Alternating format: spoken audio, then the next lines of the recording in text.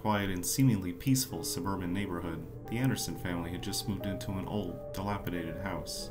The patriarch, Mark, sought a fresh start for his family after a personal tragedy. The house appeared to be a symbol of renewal, a chance for the family to rebuild their lives, but they were entirely unaware of the malevolent secrets hidden within its walls. The house, a Victorian relic, stood like a silent sentinel, its time-worn facade hinting at centuries of secrets it held. Ivy-clad walls and creaking eaves added to the eerie charm. As Mark, his wife Sarah, and their two children, Emily and Daniel, crossed the threshold, they felt a peculiar chill, as if the house itself was aware of their presence. As the Andersons settled into their new home, the history of the house began to reveal itself. A neighbor, Miss Harrington, stopped by one evening, bearing cookies and the neighborhood gossip. She hesitated, but eventually divulged the house's dark history to the family. The history of the house, once shrouded in obscurity, began to unravel like a tale from the darkest recesses of a Gothic novel. Its previous owner, Edgar Blackwood, emerged as a central figure in this unsettling journey to the past. Edgar Blackwood was more than a mere artist. He was an enigmatic figure known for his disturbing, macabre paintings that defied convention and challenged the boundaries of human understanding. His works had always been a source of fascination and dread, drawing the gaze of art critics and collectors like moths to a haunting flame. Blackwood's paintings were grotesque and unsettling, each brushstroke revealing his descent into the realms of the morbid and the surreal.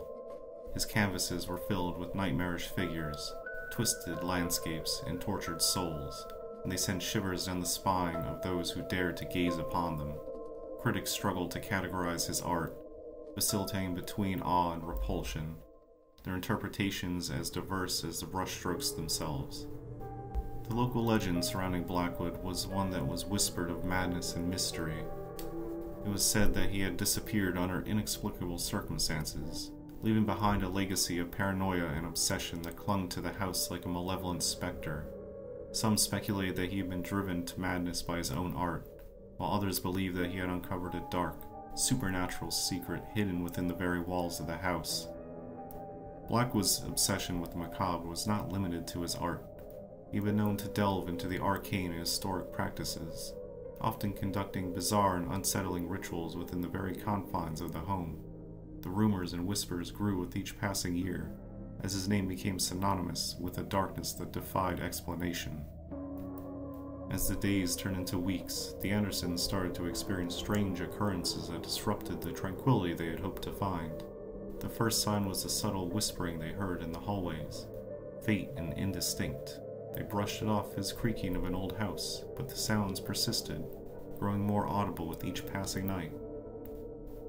One evening, Sarah was alone in the dimly lit kitchen preparing dinner. The sun had dipped below the horizon, casting the room in an eerie twilight. As she diced vegetables on the worn wooden cutting board, an inexplicable chill suddenly washed over her. The air seemed to thicken, and spectral coldness seeped through her skin, settling deep in her bones. At first, Sarah tried to brush it off as a draft from the old windows, but this sensation was different.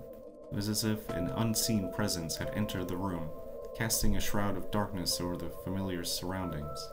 She felt a weight in the air, a heaviness that clung to her every breath.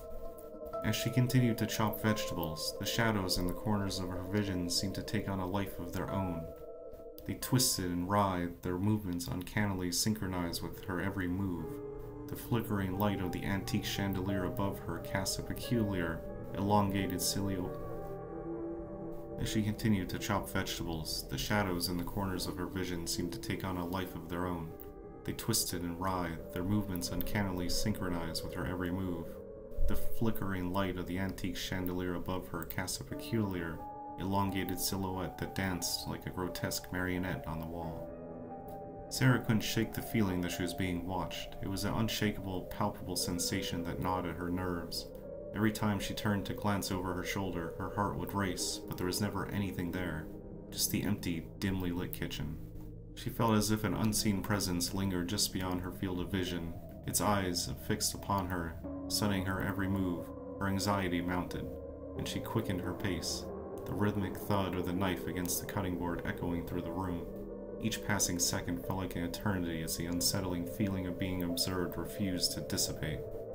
The chill in the air deepened, and Sarah's breath formed visible puffs in the cool twilight. Beads of sweat formed on her forehead, and a sense of dread gnawed at her insides.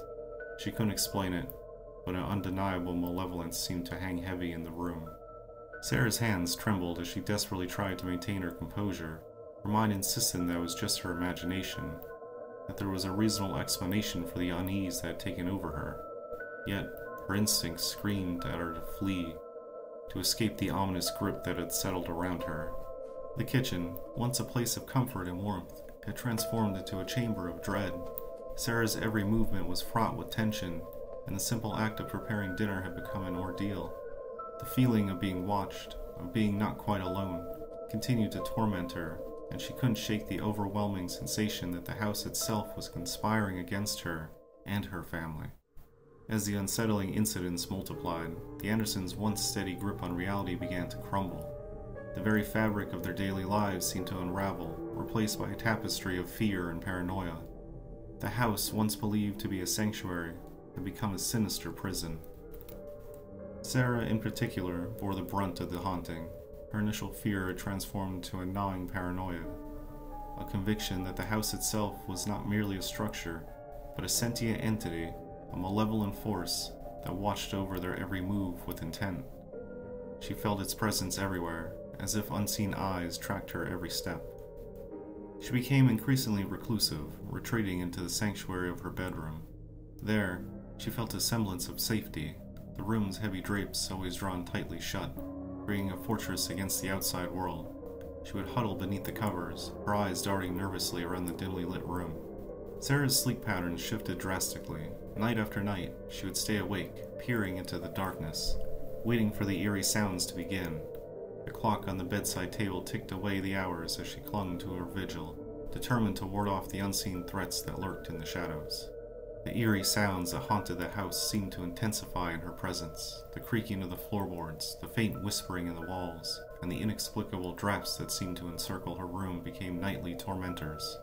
The isolation she had imposed upon herself left her teetering on the brink of madness.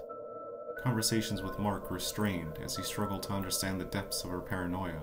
She would speak in hushed, frantic whispers about the house's malevolence, its ability to manipulate their lives, and the way it seemed to worm its way into the very core of their existence. In a desperate attempt to find refuge, Sarah began to experiment with her surroundings. She placed a line of salt at the thresholds of her bedroom and lit protective candles, believing they would act as a barrier against the unseen forces that she was convinced were invading their lives. But even in the flickering candlelight, the shadows played tricks on her, distorting into grotesque shapes that only fueled her terror.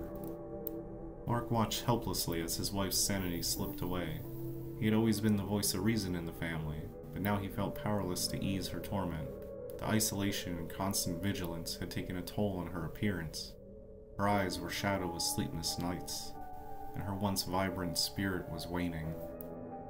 The children, too, felt the weight of their mother's growing madness. Emily and Daniel had always been close, but the new reality of their home was pushing them to their limits. They witnessed their mother's descent into paranoia and had grown increasingly fearful of the house that seemed to be driving her to the edge of reason. Their once loving family was now in a state of disarray, its members isolated and haunted by a darkness they refused to ignore. The house, with its secrets and malevolence, continued to exert its influence over them, manipulating their perceptions and plunging them deeper into the abyss of their shared nightmare. Mark had begun to research the history of the house and its previous owner, Edgar Blackwood. He was driven by an obsession to uncover the truth behind Blackwood's mysterious disappearance, convinced that it held the key to the strange occurrences in their new home. Mark's quest to unravel the mystery of Edgar Blackwood took him to the local archives. He spent hours poring over old newspaper clippings, musty journals, and handwritten letters, each filled with a chilling detail about Blackwood's obsession with the macabre. The more Mark delved into the artist's life, the more he realized that there was something deeply disturbing about the man who had once inhabited their house. Late one night, as Mark scanned through an old diary entry written by Blackwood himself, he uncovered a terrifying revelation.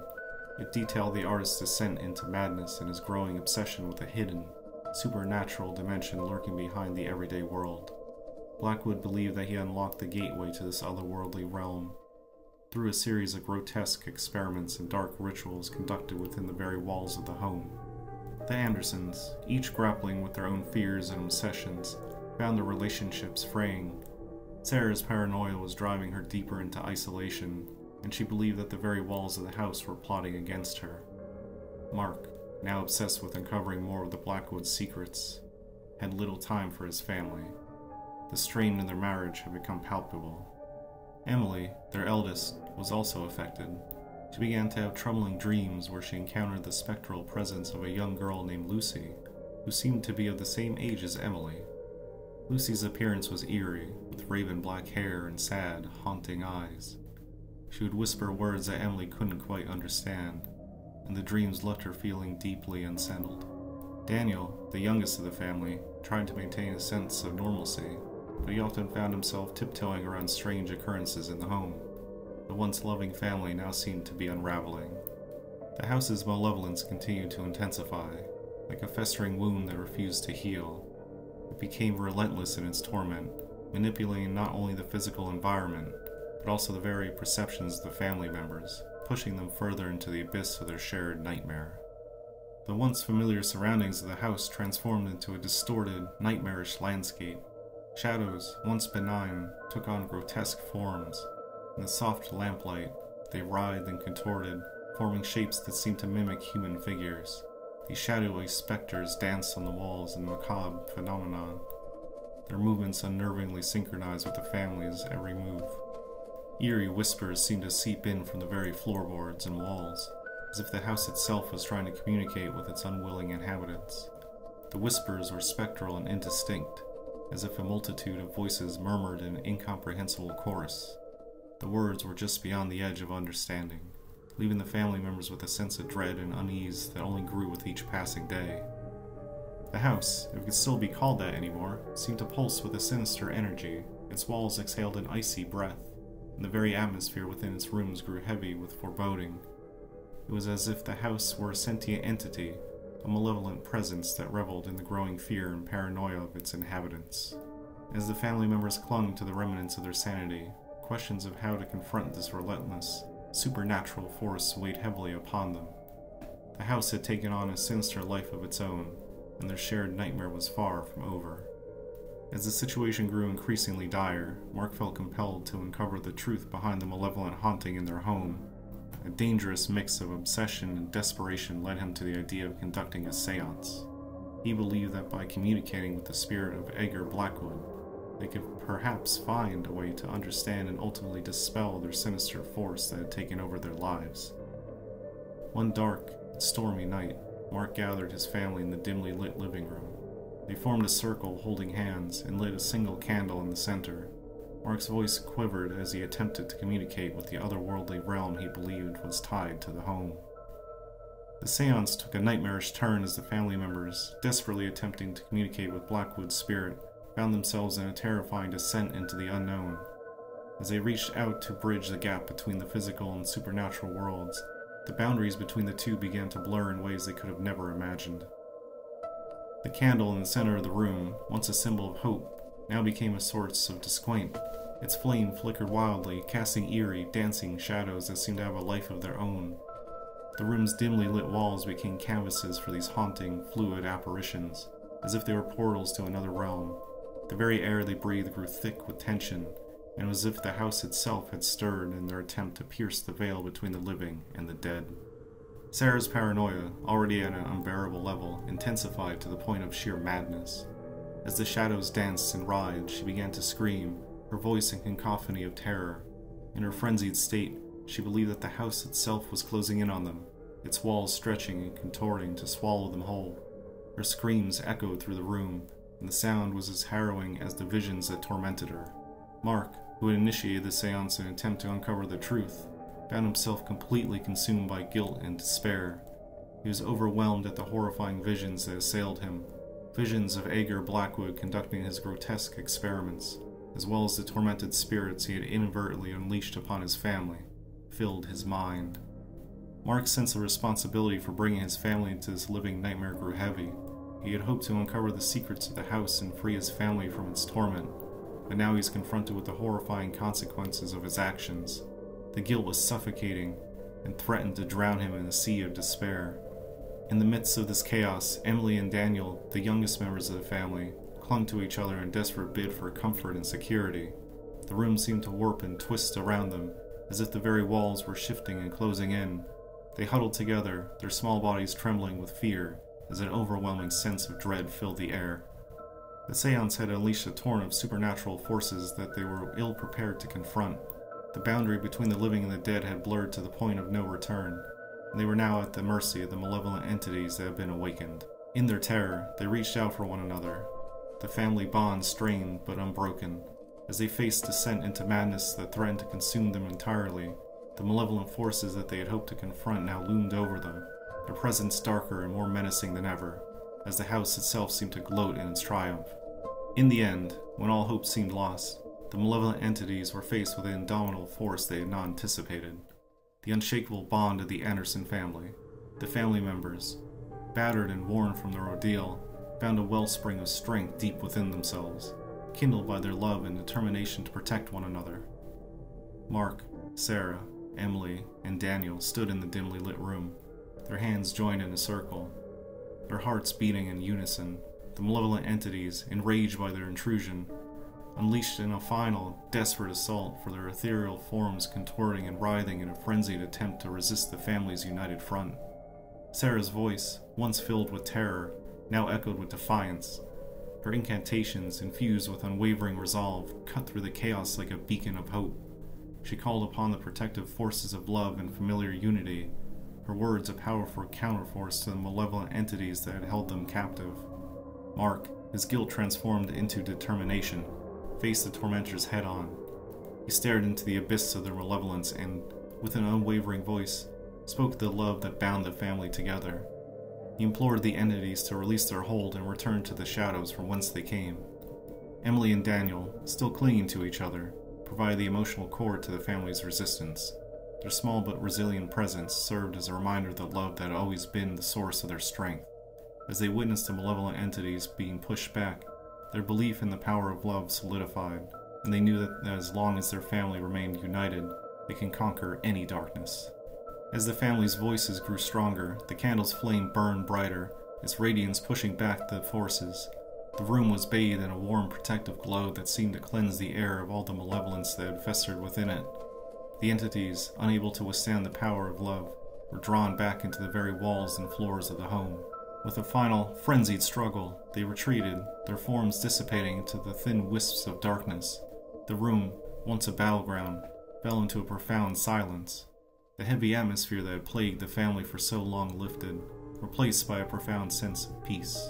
The Andersons, emotionally and physically drained, remained connected, their hands held firmly in the circle they had formed. They had weathered a nightmarish storm and emerged victorious, proving that love and unity could conquer even the darkest of malevolence. As they slowly let go of each other's hands, they knew that their lives would never be the same, but they had faced the darkest of horrors and survived. The malevolent entities were once more confined within the house's walls, their power diminished by the family's unwavering love. The room, though marked by the struggle, now held a sense of serenity. It was a testament to the power of family bonds, a reminder that love and unity can conquer even the most malevolent of forces. The candle continued to burn brightly, casting a warm protective light that banished the shadows of fear, and the Andersons, forever marked by their harrowing descent into madness, found solace in the love that had brought them through the darkest of nights.